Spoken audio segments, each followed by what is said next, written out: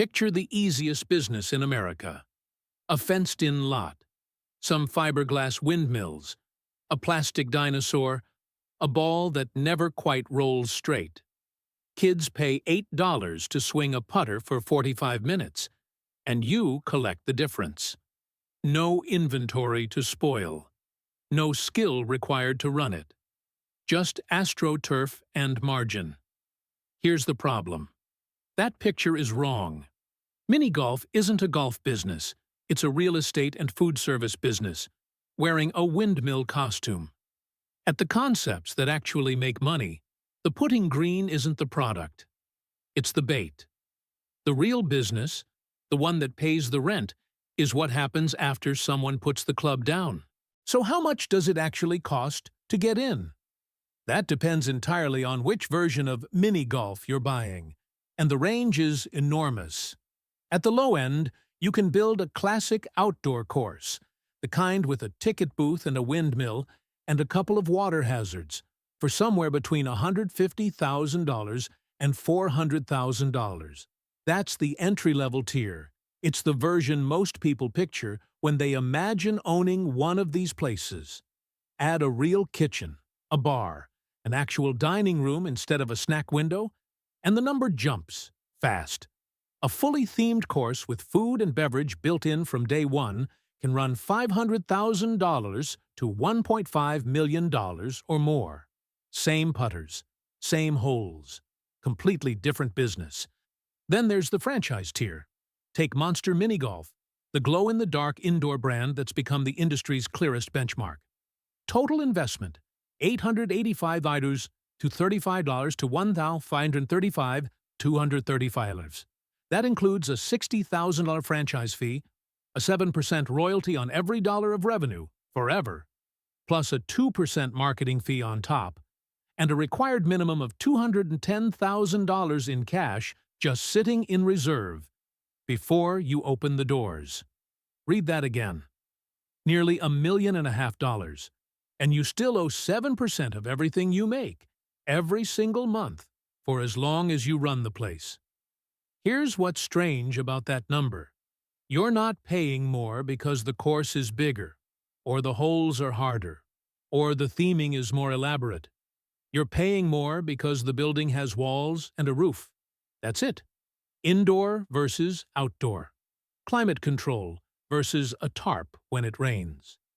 That single difference, 4 walls, is most of the gap between a $150,000 business and a $1.5 million one. What you're actually buying, at the top of that range, isn't better mini-golf. It's a 365-day calendar. Outdoor courses in most of the country get 6, maybe 8 months of usable season before the weather shuts them down. Indoor buys back the other half of the year. Whether that trade is worth an extra $1 million depends entirely on what comes next, because a longer season doesn't erase your costs. It just changes which ones you're exposed to, and for how long. That's where the real economics of this business start to show up. Not in the pudding, in the plumbing behind it. Ask most owners what they sell, and they'll say rounds of golf. Technically true, almost completely misleading. A round of golf is just the entry ticket. The real business is everything that happens because someone walked through the gate holding a putter. Start with the layer everyone assumes is the whole business. Admission. You charge per round, maybe $15, $20 for adults, less for kids. Simple enough. But this layer has a ceiling built into it that most first-time owners don't see coming until they hit it. A course only has so many holes, and only so many groups can move through those holes per hour without one group standing around waiting on another. There's a hard cap on how many rounds you can physically sell in a day. Multiply that by your average price. Multiply again by however full you expect to run, and you've got a revenue ceiling that no amount of marketing can push past. You can't upsell your way around a line of 9-year-olds waiting at the windmill hole. So the first thing every successful operator learns is this: The round is not where the money is made. It's where the customer is captured. Layer 2 is pricing structure, and this is where a lot of the margin actually lives, quietly, in plain sight. Adult pricing, child pricing, season passes, twilight rates, weekday discounts to smooth out demand. None of this changes what the course physically is. It changes how efficiently you extract revenue from a fixed number of available time slots. Two courses with identical construction costs can post wildly different annual revenue purely because one owner thought carefully about pricing tiers, and the other just picked a number 5 years ago and never touched it again. Layer 3 is where things get interesting. Parties, groups, corporate outings, school field trips. This is the layer new owners chronically underprice because they're still thinking like a golf course instead of an events venue. A birthday party isn't 12 kids paying admission. It's a package, rounds plus a private area, plus food, plus maybe a host running the show, priced as an experience, not as a multiple of the per-round rate. The margin on a well-run party package can dwarf the margin on walk-up admission, because you're not selling 45 minutes of pudding anymore. You're selling a Saturday afternoon a parent didn't have to plan themselves. Then there's layer 4, and this one actually determines whether the business works. Food and beverage. At the concepts that generate serious revenue, F&B isn't a snack bar bolted onto the side of the course as an afterthought. It's the engine. Food and drink can represent 50 to 60% of total revenue at these venues. Sit with that for a second. The golf itself might be a minority of the business. The course gets people in the door. The kitchen gets the money out of their wallets. Worth pausing here, because it reframes everything. If food and beverage generates more revenue than admissions, then what you actually own is a restaurant that happens to have a lawn attached to it. The putting green's real job isn't to be profitable on its own. Its job is to give a family a reason to sit down and order 2 large pizzas, 4 sodas, and a round of milkshakes on the way out. Layer 5 is everything operators don't budget for on day 1, then quietly discover, a year in, is propping up the whole business. Arcade games near the exit, merchandise, seasonal promotions like glow-in-the-dark nights that let you charge premium pricing for the exact same 18 holes just because you turned the lights off. The more ambitious brands push further. Laser mazes, mini bowling, virtual reality pods, stacked into the same footprint as the golf course. Because once you're paying for 9, 10, 20,000 square feet of indoor rent, the economics push you to monetize every square foot around the course, not just the course itself.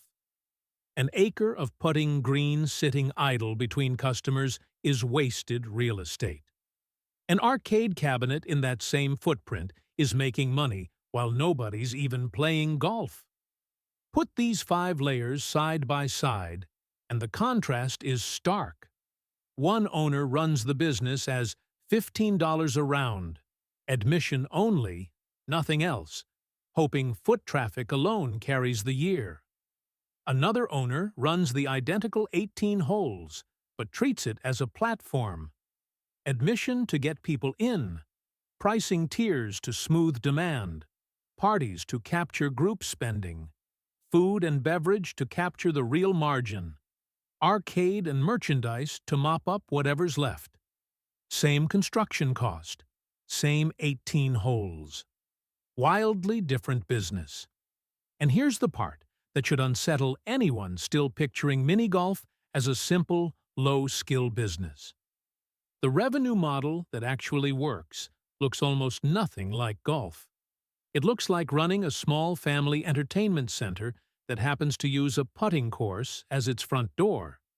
The skill required isn't landscaping or fiberglass windmill maintenance.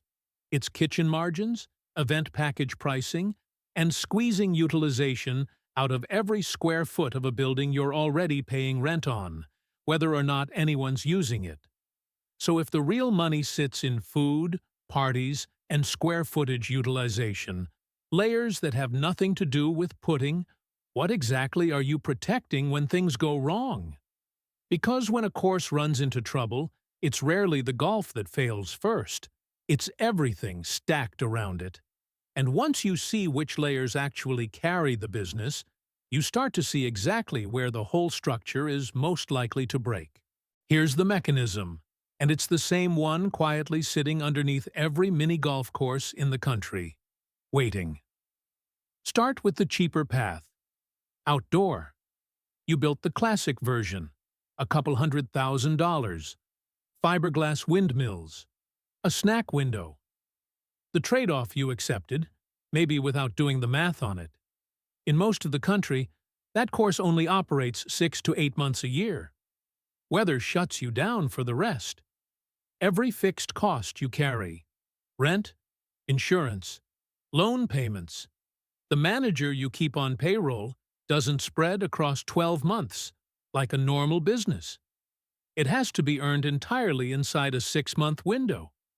You're not running a business with a slow season. You're running half a business trying to generate a full year's profit before the calendar runs out. So the obvious fix is to go indoors. Climate control solves the seasonality problem completely. The course is open in January exactly like it's open in July. But solving that problem doesn't make the fixed costs disappear. It just relocates them. A real indoor concept needs somewhere between 9 and 20,000 square feet to make the theming and the arcade and the party rooms actually work. That's not a strip mall storefront. That's serious commercial rent, due every single month, all 12 of them, whether the parking lot is full or empty. So here's the trade you've actually made. Outdoor gives you cheap rent and a hard seasonality problem. Indoor gives you a full calendar and a much bigger fixed cost problem. Neither one makes the fixed costs go away. Each one just decides which shape those costs take and how long you're exposed to them. And this is where the trap actually closes. Every course, indoor or outdoor, has a hard ceiling on how much golf it can physically sell. Only so many groups per hour, only so many hours per day. Once your rent, your loan payments, and your staffing are fixed, the only variable left that can move the needle is volume. How many people actually walk through the door, and how much they spend once they're inside. But volume is exactly the thing a single bad summer, a rent increase, or a soft local economy takes away first. You've built a business where the fixed costs are locked in for years, and the only lever that can save you is the one input you don't control.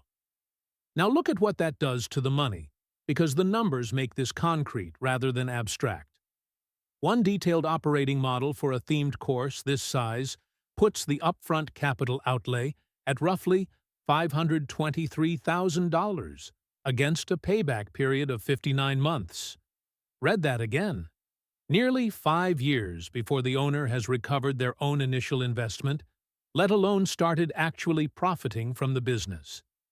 And that payback timeline isn't a cushion. It's built on hitting a specific target, something like 40,000 rounds a year, every year for years in a row, with no room for a bad season. This is the domino, worth stating plainly rather than leaving it as a list of risks. High fixed build cost creates a long payback window. A long payback window means the business has almost no room to absorb a bad year without the entire repayment timeline sliding out further. And a slipped repayment timeline, on debt, during a downturn or a rate increase, doesn't just mean a leaner year. It means the interest keeps compounding on a balance the business hasn't even started paying down yet. One soft summer doesn't just cost you a summer, it can push your break-even point out by years, on a loan you took out, assuming you had 5.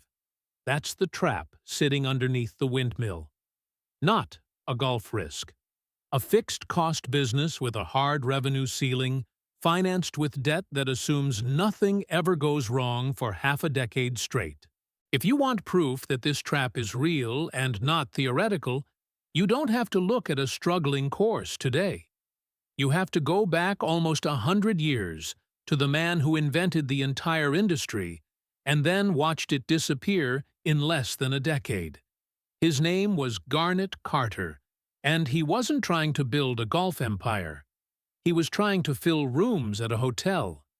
In the mid-1920s, he'd built a resort called Fairyland Inn on Lookout Mountain in Georgia, and to give guests something to do, he patented a miniaturized version of golf and put the first course on the hotel grounds.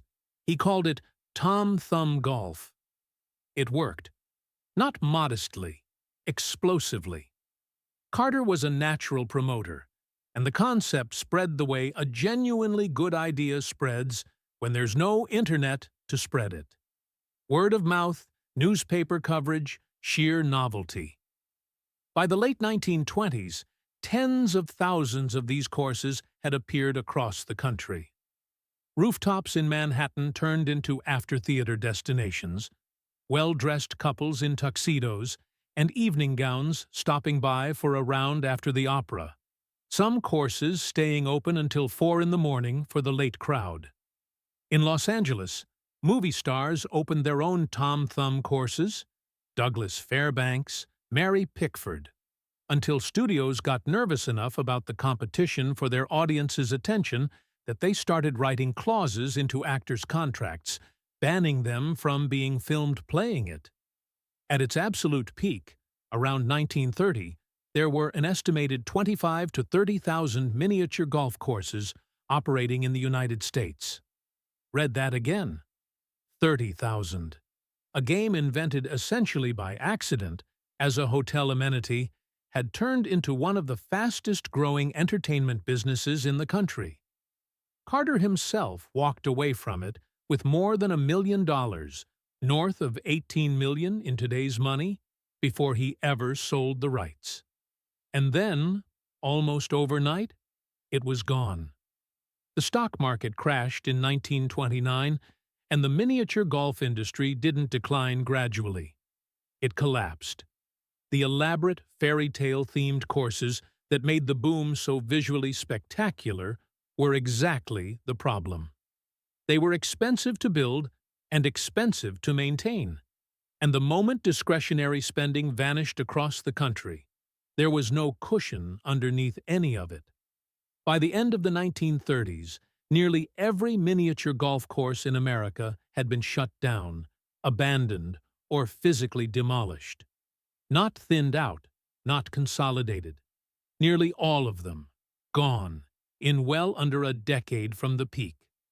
This is the trap from a moment ago, playing out at national scale, in real time, with no modern financial modeling required to see it. High fixed costs to build and maintain. A product entirely dependent on people having spare money and spare time for something non-essential. 0-second revenue layer to fall back on. This was decades before anyone thought to attach a kitchen, an arcade, or a party package business to a putting course. When the one thing the business depended on disappeared, there was nothing else holding it up. It's worth sitting with the scale of that reversal. 30,000 courses, at a moment when the country couldn't get enough of them, evaporating to almost nothing within the same decade. Not because people stopped liking miniature golf, because the entire industry had been built on a single load-bearing assumption that discretionary entertainment spending would keep flowing, and nobody had built anything underneath that assumption to catch the business if it stopped. Modern operators have, in theory, learned this lesson. That's exactly why the F&B layer, the party packages, the arcade revenue, the indoor climate-controlled build-out all exist now. They're the industry's answer to what killed it the first time. But the underlying trap Garnet Carter's empire ran into hasn't gone anywhere. It's just better disguised, sitting one bad year underneath every fresh coat of paint on every windmill in the country. So which owner actually makes it? Start with the worst case, because it's the more common one. This is the owner who builds the classic outdoor version and treats the course exactly like the picture everyone starts with: a fenced lot, a ticket booth, admission as the whole business model. No party packages worth the name, a snack window instead of a kitchen.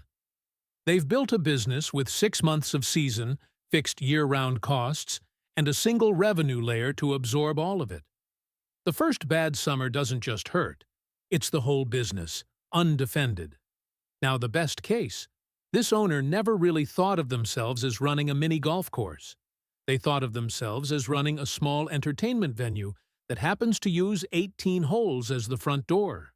Food and drink doing more revenue than admissions. Parties booked out weeks in advance, priced like the experience they actually are. An arcade quietly earning money in the same square footage the golf course already pays rent on. When a slow month hits, it doesn't sink the business, because no single layer was ever load-bearing on its own. Two owners, similar money in the ground, similar 18 holes. One collapses under its own fixed costs the first time reality doesn't cooperate. The other absorbs it and keeps going. And that's really the whole story, once you strip away the windmills and the fiberglass dinosaurs. Every owner who's ever looked at a mini golf course and thought, "This is the easy one, the low-stakes one, the business you can't mess up," they were looking at the wrong product. The 18 holes were never what they were buying. They were buying a real estate position with a hard revenue ceiling, financed on the assumption that nothing goes wrong for 5 straight years. The ball was never the product. It was just the cheapest possible reason to get someone to sit down, order a large pizza, and stay a little longer than they meant to.